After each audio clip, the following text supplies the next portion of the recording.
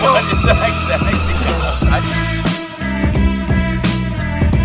what's up traders? Welcome back to the channel. बात करने वाले हैं बिटकॉइन के बारे में, international and national crypto updates के बारे में। इसके अलावा आज के इस वीडियो में हम जानेंगे शिबा इनू के बारे में और मैटिक या फिर पॉलीगॉन से जुड़ी हुई एक इंपॉर्टेंट अपडेट मार्केट से आई है, उसको हम देखेंगे। तो जल्दी से वीडियो को शुरू कर लेते हैं। टेलीग्राम पर दोस्तों मॉर्निंग में मैंने आपके साथ एक काफी इंटरेस्टिंग न्यूज अपडेट शेयर करी थी कि पति पत्नी और तलाक, इसलिए एक कपल था जिसमें अभी डिवोर्स हो चुका है जिनके बीच में, और वो अभी झगड़ रहे हैं अपनी क्रिप्टो को लेकर कि भैया ये जो क्रिप्टो वो मेरे इस तरीके से। तो अगर आपको देखना है ये पूरी अपडेट तो टेलीग्राम को ज्वाइन कर लेना। वैसे जो ज्वाइन कर चुके हैं उनको ये अपडेट पहले से मिल चुकी होगी। और हाँ, अगर दोस्तों आप खुद समझो मार्केट से इमरजेंसी अपडेट आती है तो वो सबसे पहले आपको कहां मिलेगी? टेलीग्राम पर ही ना। वीडियो बनाने जाऊंगा तो एक आध घंटा लग जाएगा, इसलिए टेलीग्राम को बार बार कहता हूं कि ज्वाइन कर लिया करो। सबसे पहले तो मार्केट के सेंटीमेंट की बात कर लेते हैं कि मार्केट का सेंटीमेंट कैसा है। भैया मार्केट का सेंटीमेंट अभी भी डरा हुआ है। हालांकि जो आंकड़ा है हमें कुछ बदलता हुआ नहीं दिखा है। कल भी 46 था, आज भी 46 है। बिटकॉइन की बात करें तो भैया बिटकॉइन में हमें एक काफी छोटा सा बाउंस बैक देखने को मिला है हमारे इस सपोर्ट जोन से। ये जो पूरा सपोर्ट जोन था हमने कल भी डिस्कस करा था, अभी तक तो बिटकॉइन को संभाले। और ये जो सिमेट्रिकल ट्रायंगल बना था जिसका ब्रेकडाउन हमें देखने को मिला था, इसका टारगेट तो था 40,000 का, लेकिन यहां तक बीडीसी नहीं आया। इससे पहले इस जोन ने इसको संभाल लिया, जो कि एक काफी इंपोर्टेंट जोन था। क्योंकि यहां पर ये इंपोर्टेंट जोन क्यों है? अगर आप कंबाइंड ऑर्डर बुक को देखोगे तो यहां पर आपको काफी सारे ऑर्डर्स लगे हुए दिखेंगे, बाइंग ऑर्डर्स जो है। इसलिए यहां पर अब बाय करेंगे तो प्राइस में बाउंस बैक तो आना वाजिब सी बात है। लेकिन अगर हम बात करें रेजिस्टेंस के बारे में, तो माइनर छोटे छोटे रेजिस्टेंस जहां से भी हमें रिजेक्शन मिल सकता है वो है एक तो 43,900, दूसरा है 44,400 या 500 कह सकते हैं, और जो सबसे इंपॉर्टेंट रेजिस्टेंस लेवल है वो है 45,500। यहां से बीटीसी के डंप करने के चांसेस है, या फिर कह सकते हैं एक बड़े करेक्शन के चांसेस है, बिकॉज यहां पर जो बियर्स होंगे वो बैठे हैं शॉर्ट करने के लिए। तो इन लेवल्स का जरूर से ध्यान रखना है ना। सपोर्ट वाइज हम देख रहे हैं, सबसे इंपोर्टेंट सपोर्ट 40,000 का, सबसे इंपोर्टेंट रेजिस्टेंस 45,500 का। अब बात करते हैं दोस्तों कुछ नेशनल क्रिप्टो अपडेट्स के बारे में। कल निर्मला सीतारमण जी की तरफ से एक प्रेस कॉन्फ्रेंस की गई थी जिसमें निर्मला सीतारमण जी ने कह दिया कि भैया देखो, अगर हम कुछ भी क्रिप्टो के ऊपर डिस्कशन करते हैं, कुछ भी क्रिप्टो टैक्सेशन के ऊपर, रेगुलेशन के ऊपर बात करते हैं, तो उसमें आरबीआई की एक बिल्कुल सहमति होती है, या फिर उनको हम हर एक बोर्ड मीटिंग में इंक्लूड करते हैं। ऐसा नहीं कि आरबीआई को इग्नोर करते हुए हम अपनी ही कुछ गाइडलाइन या फिर अपनी कुछ अपडेट देते हैं। हर एक बोर्ड मीटिंग में, हर एक अपडेट में आरबीआई का भी एक बड़ा रोल होता है। इसके अलावा एक और अपडेट आई है आरबीआई डिप्टी गवर्नर की कि banning crypto most advisable choice, Ravishankar has taken a strong stand against crypto currency.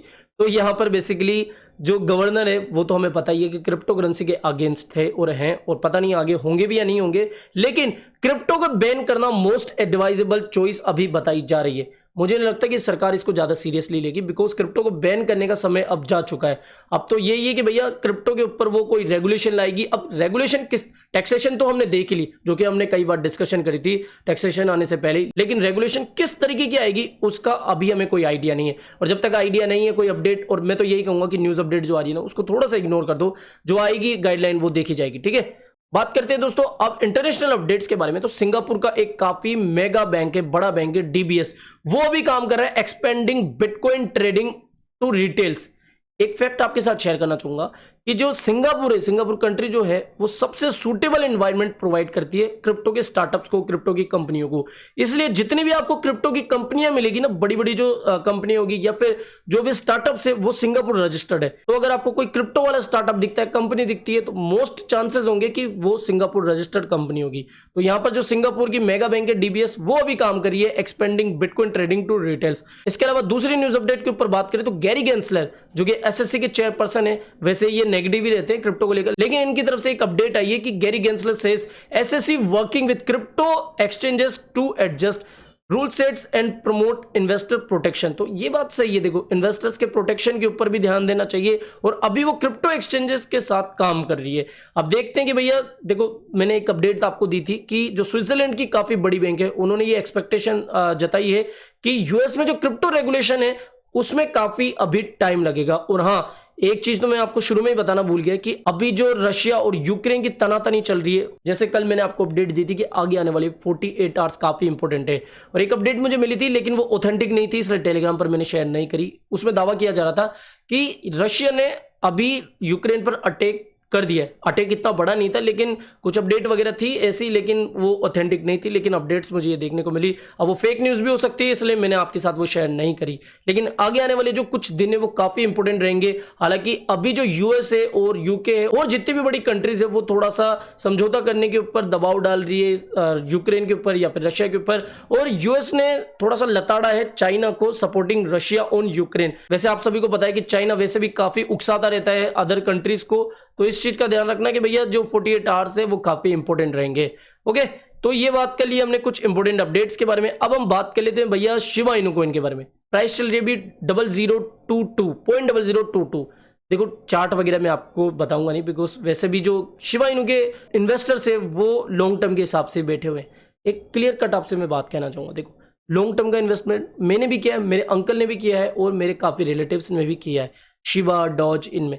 लेकिन एक फैक्ट आपको बताऊं, एज ए एनालिस्ट नहीं, एज अ कॉमन पर्सन, आपको ये पता है कि ये जो साइकिल है चलता रहता है, pump and dump pump and dump. Long term का मुझे पता है एक अलग हिसाब सही है। मान लो शिबा इनु की प्राइस अगर 1 रुपये चल गई तो आप करोड़पति बन जाओगे। करोड़पति वो लोग जिनके पास करोड़ों शिबा इनु है, तो अच्छी बात होगी। लेकिन अगर नहीं गई तब क्या होगा? जो प्रॉफिट आपको मिला था वो आपने मिस कर दिया।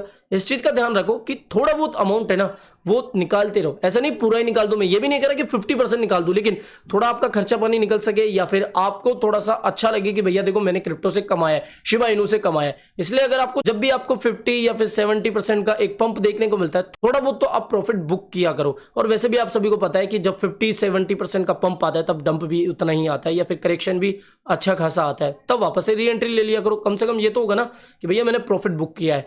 बात करें अगर लॉन्ग टर्म की, तो लॉन्ग टर्म में डेफिनेटली आप शिबा इनु को होल्ड कर सकते हो। लेकिन ऐसा नहीं कि भैया मेरे इस काम के लिए मैं शिबा इनु का यूज करूंगा, जब उसकी प्राइस 1 रुपये चल जाएगी नहीं गई तो ये चीज का ध्यान रखो थोड़ा सा। भैया मैं देखो कॉमन पर्सन की जैसे बात करूं, कोई एनालिस्ट की जैसे नहीं। हालांकि मुझे पता है कि अब भी लोग नेगेटिव हो जाएंगे, इस वो कहते हैं ना कि सच कड़वा होता है, तो इस चीज का ध्यान रखना कि लॉन्ग टर्म के लिए ठीक है, लेकिन अगर आपको एक प्रॉफिट मिल रहा है अच्छा खासा, तब आप थोड़ा बहुत प्रॉफिट बुक भी किया करो।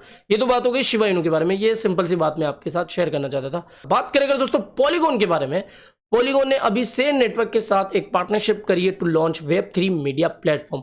यानी कि जो पॉलीगॉन नेटवर्क है उन्होंने सेन नेटवर्क के साथ पार्टनरशिप कर ली है, और ये जो पार्टनरशिप होगी वो Web3 का एक मीडिया प्लेटफॉर्म लॉन्च करेगी, जिसके ऊपर आप NFT को परचेस एंड सेल कर सकते हो। और बेसिकली क्या होगा, पहले से ही बहुत सारे NFT मार्केट प्लेस है, लेकिन इसमें ऐसी क्या स्पेशलिटी है, क्या खास बात है? बात ये है कि भैया ये जो प्लेटफॉर्म होगा द विंची, वो काफ़ी सिक्योर होगा, काफ़ी रिलायबल होगा और काफ़ी इजी टू यूज़ होगा, ऐसा अपडेट्स में बताया गया है।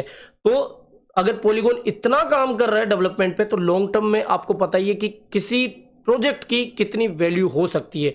और रिसेंटली जो इनको मिलियंस ऑफ डॉलर की फंडिंग मिली है वो काफी है पॉलीगॉन की प्राइस को बूस्ट करने के लिए। आपको दोस्तों मैंने एक अपडेट दी थी, कोइन टेलीग्राफ ने ये कहा था कि भैया मैटिक की प्राइस यहां से 50% डाउन जा सकती है। जब तक हमारे पास 1.55 का लेवल है तब तक कोई डरने वाली बात नहीं है, लेकिन अगर ये टूटा तो भैया हम 0.70 0.60 तक भी जा सकते हैं। तो इस चीज का ध्यान रखना, बस ये इंपोर्टेंट लेवल है। और अभी भी आप देख सकते हो कि एक बाउंस बैक मिल ही रहा है, लेकिन 1.74 से रिजेक्शन मिल रहा है। इन्वेस्टर हो तो कोई डरने वाली बात नहीं है। ट्रेडर हो तो मुझे बताना कि किस पॉइंट पर आप एंट्री या एग्जिट लेने के बारे में अभी सोच रहे हो। तो फिलहाल इस वीडियो में इतना ही। आई होप ये वीडियो आपको पसंद आया होगा। तो वीडियो पसंद आया हो तो डेफिनेटली वीडियो को लाइक करना है, चैनल आप ही काम का तो चैनल को भी सब्सक्राइब कर लेना है। मिलते हैं जल्दी नई अपडेट के साथ। टिल देन जय हिंद, जय भारत।